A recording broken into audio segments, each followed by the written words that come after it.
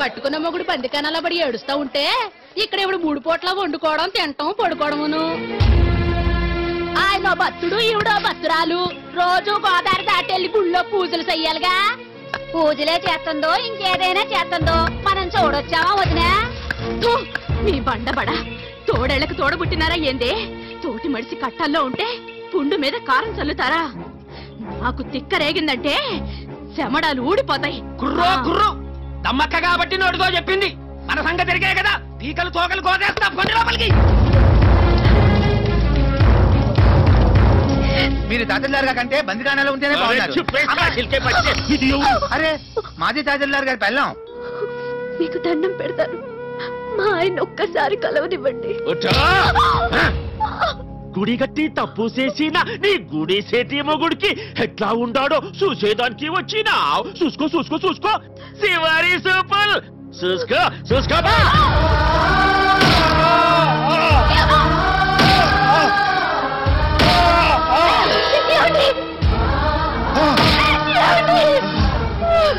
చూసింది చాలు.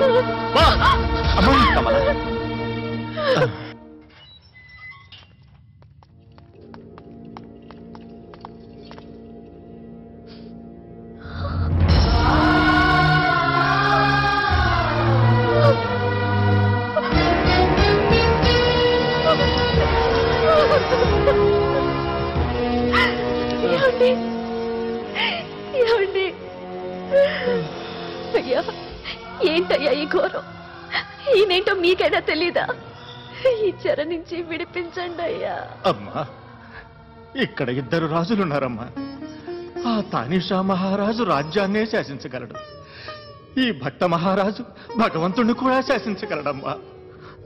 ఆ ఇద్దరి ముందు మేమిద్దరం ఉండి లేనట్టేనమ్మా.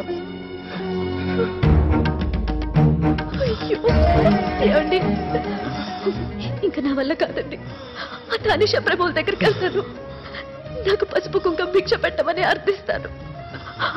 ఆ సీతార బేగం పాదాలపై పడి నా మాంగళ్యాన్ని కాపాడమని ప్రార్థిస్తాను.